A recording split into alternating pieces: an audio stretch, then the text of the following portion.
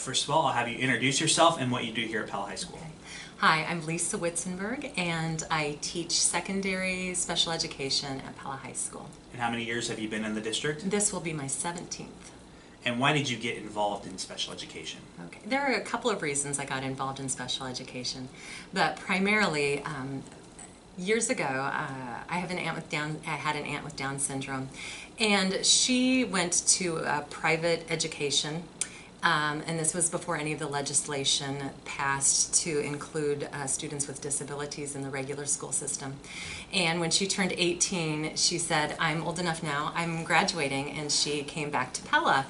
And at that time, there wasn't anything available. So my grandparents, or my grandmother, and several other people from Pella got together and started a Christian Opportunity Center at Pella. And now you're here at the school district. And now I'm here at the school district working with students with disabilities. And how many students do you teach and support typically in a given year? In a given year, it varies based on their ability level, and so I have had anywhere from 10 up to like 13, 14. And what are some of those challenges that you face? I mean, you come from a family where you were maybe exposed to it at a younger age than some, Yes. but what are those challenges you face in the classroom daily? Some of the challenges, students often with disabilities deal with a lot of discouragement, and so always being a cheerleader and recognizing their strengths and their abilities and focusing in on those and helping them with transition and aspiring to do things once they get out of high school. And what then are some of those positive outcomes that you do have when you fight through those challenges and you do get a result that's a positive result, whatever it may be?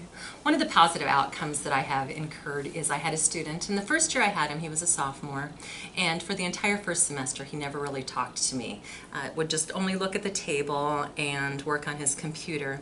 And as time went on, we talked more, and I recognized that he had a lot of intellectual abilities, and he was a very bright young man, and worked with him.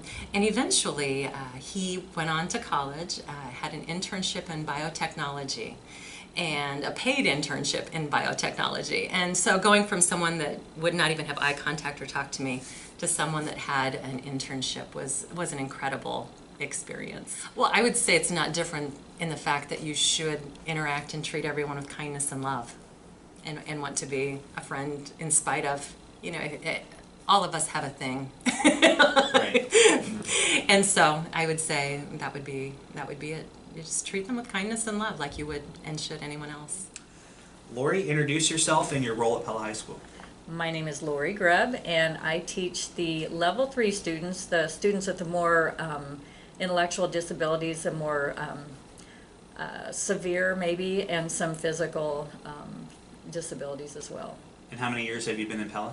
This will be my 12th year. And why did you get into special education? Well, I was a 40-year-old college freshman, and I guess by the time I got around to going to school, different life experiences I had just pointed me in this direction. And how many students do you teach and support in a given year, typically? Usually around 10. It can fluctuate a few below. And we've had the opportunity to talk to you before about this, but certainly, especially when you have students that have high-level disabilities, what are some of those challenges that you and the staff here face every given day? Well, working with students who are nonverbal, learning how to communicate to them so that they can understand what we're asking from them, and then giving them some tools to use in return to communicate. That's probably the most challenging part. Being able to figure out where they are at, meeting them where they're at, and then helping them progress and become the best young person that they're capable of being.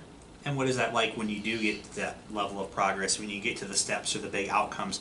What is that like for you as a teacher teaching these students every day?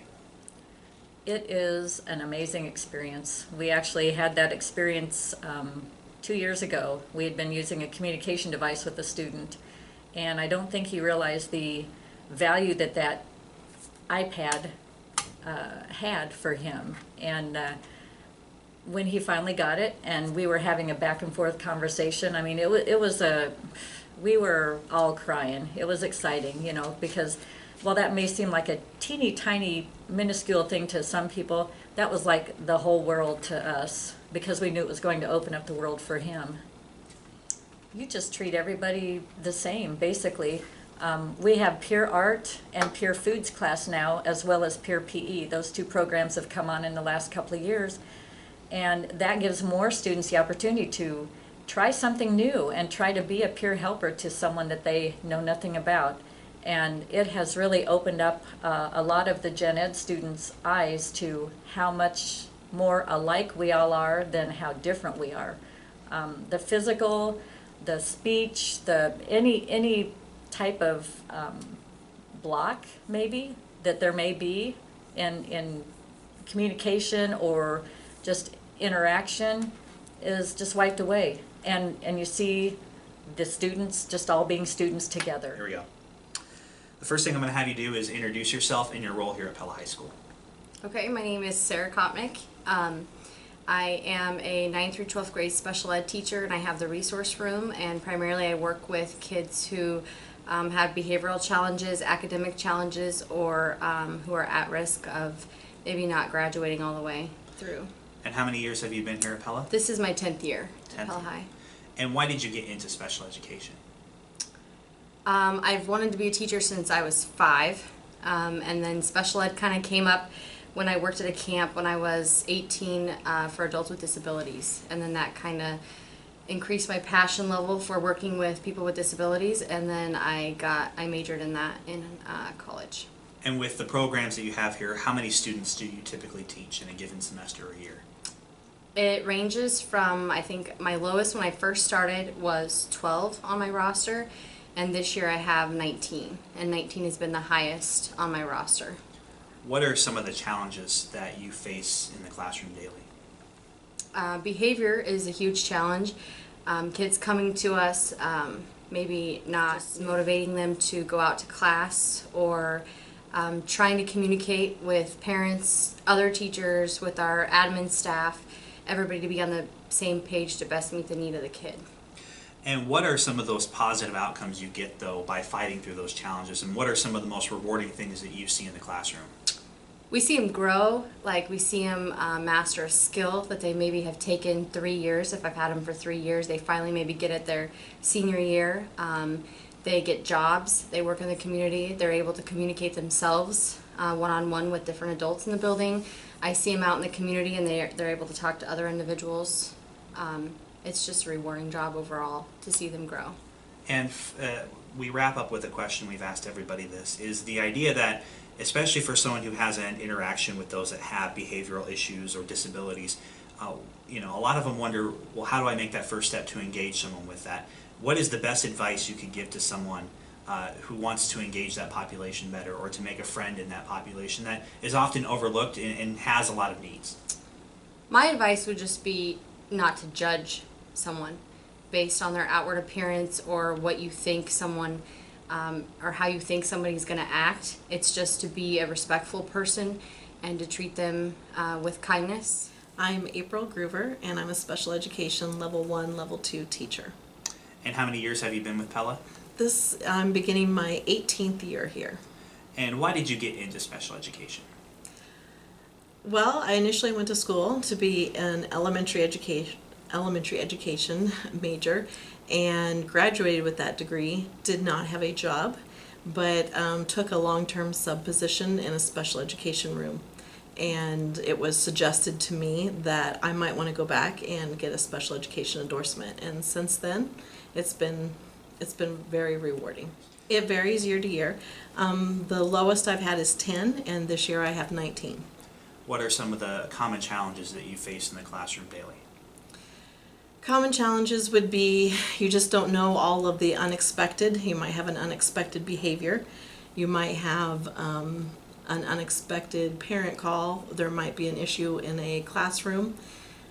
It's just all those unexpecteds. You can plan to have the best day, and then all the unexpecteds happen. They want to help with another student. They might have some really good suggestions. They will complete an assignment, just all of those little known things that, okay, wow, there is some positives. We are doing what we are supposed to be doing. And so for someone who may be a teacher, a student, administrator, family member, friend, when they are first wanting to get to know someone who has a special need or disability, what is the best advice you give to someone if they want to make that first contact, or if they really do want to be a part of this field or whatever it might be? I would say approach that person like you would anybody else, and be honest and be kind.